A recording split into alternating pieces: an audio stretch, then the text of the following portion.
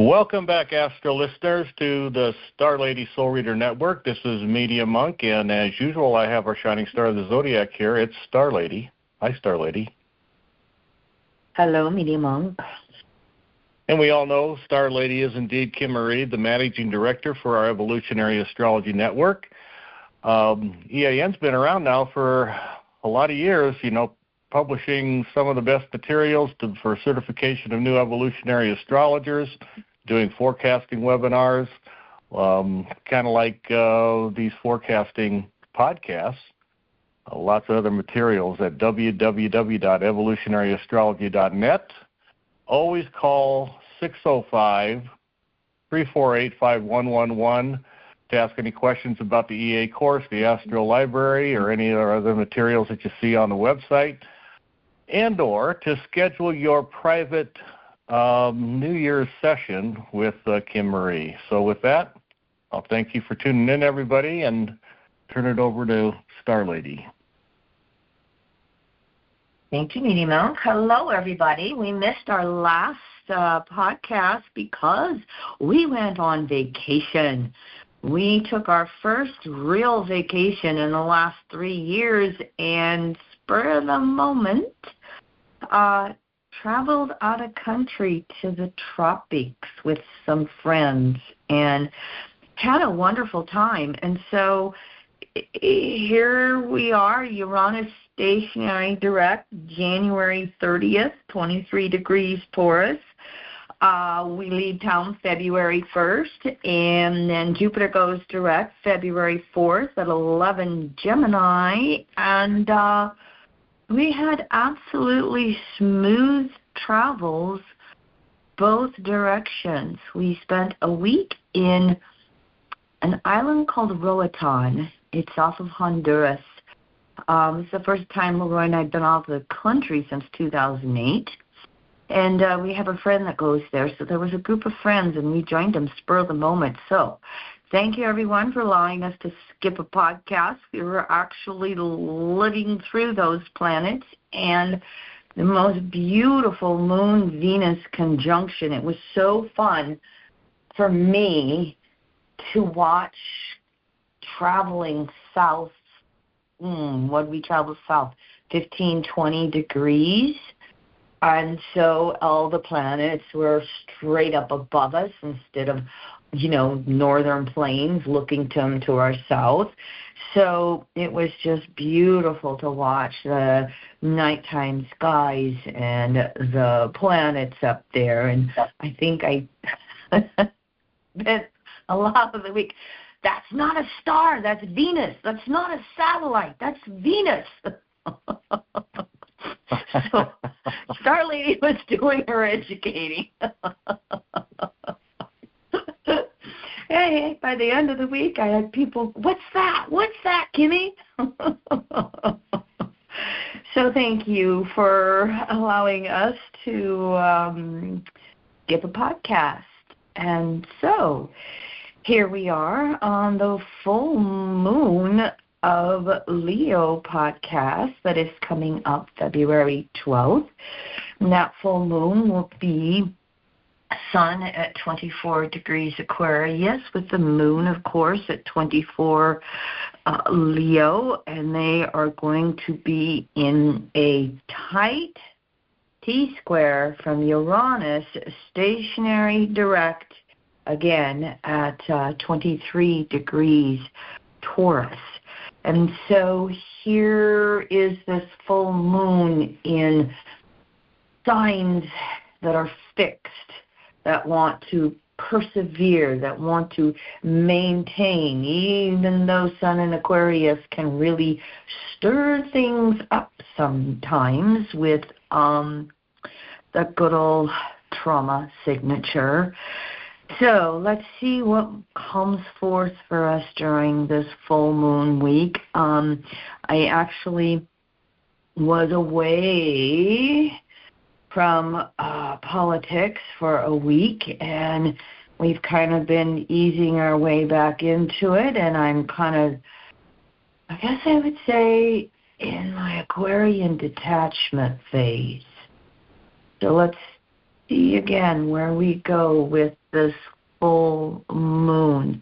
I'm going to give you the Aquarius mantra for this full moon.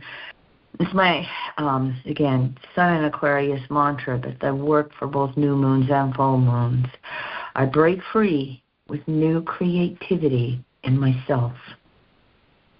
So utilize that as best as you can as you're moving up to this full moon. Where do you see yourself moving forward in new directions? How do you see yourself changing and adapting versus that fixed T-square energy with Taurus? How do you see yourself changing and adapting with the world, with your world personally, with what's going on collectively in the world? I've been saying this a little bit, and it sounds like it's forever into the future, but I have been saying that in 2026, transiting Pluto in Aquarius will go over the south node of the moon for the United States. Any July 4th chart from 1776 will have Pluto again going over that south node, 6.5 degrees Aquarius. The south node of the moon on a collective level is going to be the history of our collective public in this country and what's residing in the psyche of our collective consciousness, kind of on a subconscious level. And it's kind of like by then I think we'll start to see some of the major effects with the choices being made by Trump and associates. And it might really be kind of shocking for people. Again, sometimes those big decisions take a while to have the results show up. So here's the Pluto return for the USA in 2022, and then Pluto over that south node in 2026. Do your best to just take care of yourself as we head into this Venus retrograde. Really review your values and your resources. I'm going to start saying conserve your resources, because we are going to look at things getting more expensive in multiple ways. What we have coming up here in February and March is a Venus retrograde in Aries, Pisces, and a Mercury retrograde in Aries, Pisces, sandwiched right smack dab together. Venus is retrograde March 1st through April 12th, 11 Aries to 24 Pisces. Mercury is retrograde March 15th to April 7th, 9.5 Aries back to 27 Pisces. During that time period, they make conjunctions to Saturn in Pisces, Neptune in Pisces, North Node in Pisces. The first set of conjunctions are all going to be in Pisces. The second retrograde conjunctions to Saturn and Neptune in Pisces. And then the third conjunctions will be early Aries. And so I'm seeing kind of on a collective level this Piscean disillusionment that everybody's into. You know, the sun moves into Pisces February 18th. The Pisces mantra I created many moons ago. I am in wholeness with my reality. I am in wholeness with my reality. One of the distortions that can happen with Pisces is escapism, is neglect, is just give me my addiction whatever it is, physical, emotional, mental, spiritual, let me check out. I don't think I want to deal with the Virgo polarity reality checks. So we feel that energy going on. And it'll go back and forth between Piscean checkout and Aries anger, frustration, rebellion throughout the spring. And then I think as these two little retrogrades get over with Mercury and Venus, as Neptune goes into Aries late March, as Saturn goes into Aries in, I think May it is. I'm looking. Yes, Memorial Day weekend, Saturn in Aries. We'll see that energy shift into, again, the Aries battles between, democracy and autocracy in our country. Now, I'm just remembering this particular Venus retrograde cycle, I have been asked to do a lecture by the Washington State Astrological Association, and I will be doing that. Oh, I gotta check my dates. I'll be doing that lecture Thursday, February 13th. You can check our newsletter. That will have a link if you would care to register for it. There is a cost to this, but I've been prepping away with the Venus and Mercury retrogrades, and so more details on those by all means. Again, February 13th in the evening, I will give a webinar to the Washington State Astrological Association on Zoom. And one more time, you can go to our email newsletter. We'll have the link for that if you are interested in attending. I don't know if you can get a recording of it. I'm not quite familiar with those details, so I pay more attention to attending live if it's something that you are interested in. What happens when Mercury goes retrograde in two signs, it ends up being in those two signs of the zodiac for 3 months. And Mercury enters Pisces February 14th. And then Venus has moved into Pisces. Hold on, got to go back and refer to Venus. Went into Pisces January 2nd. When Venus goes retrograde in two signs, it ends up being in those two signs for 5 months. So here's Mercury for 3 months, mid-February, mid-May. Here's Venus for 5 months, January through May, in just those two signs, Pisces, Aries, back and forth. And so, endings and new beginnings. How are they happening for you? How is this full moon perhaps giving you some opportunities to be objective with your world and then personalize it with that moon in Leo?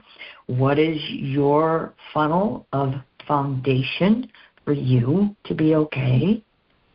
And then how are you practicing your beliefs in whatever way that helps you find peace and comfort, not the denial, not the escapism, but being okay with changes.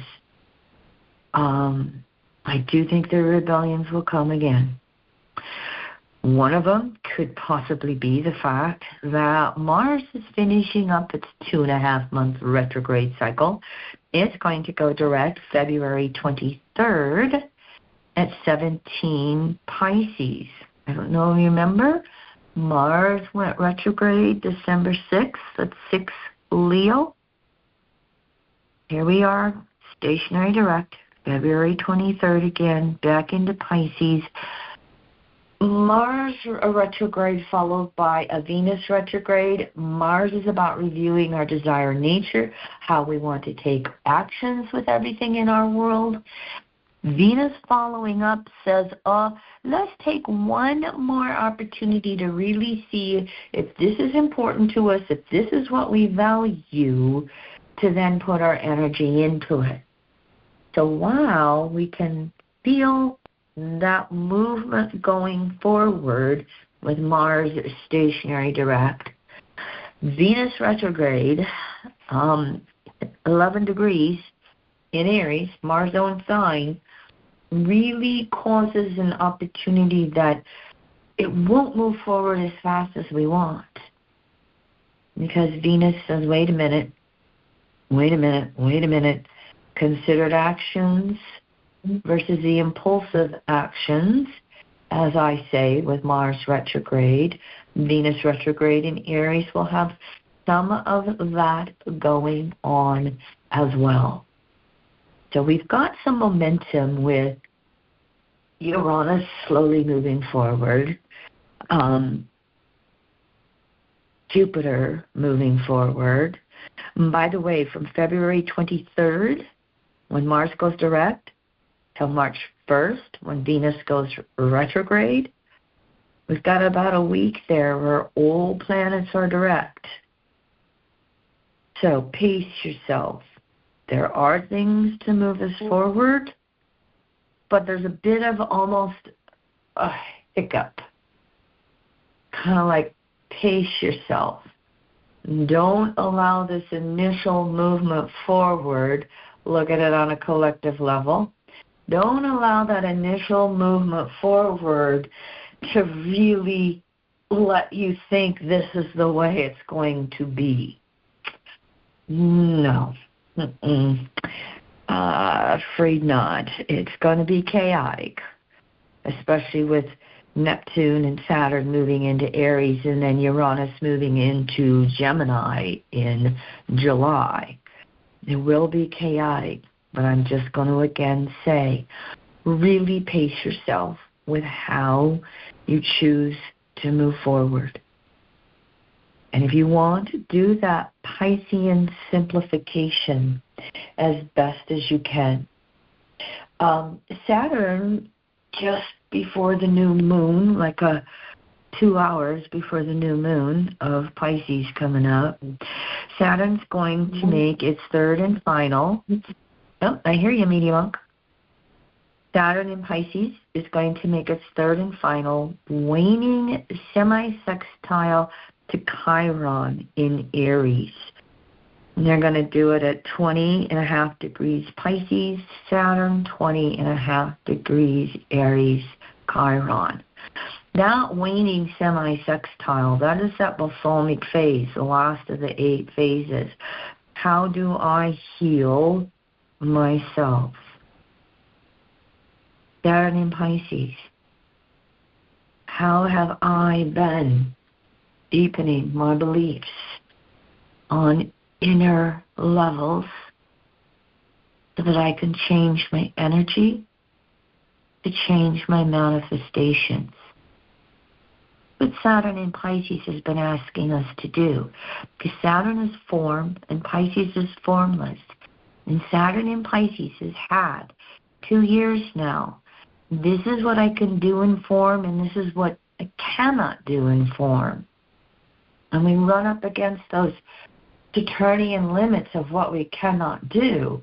It turns us inward. It is that involution that's a part of the Saturn's archetype, okay, as the 2 steps forward, 1 step back of the cardinal modality. As we turn inward, Saturn in Pisces again, how do I change my beliefs? How do I change my energy? Because thoughts are things. We change it energetically to change it in a manifestation. And that is the subtle yet powerful opportunity that Saturn has been making with these waning inconjuncts to Chiron. And hold on, I'm pretty sure it's the third one, but I want to double check for you.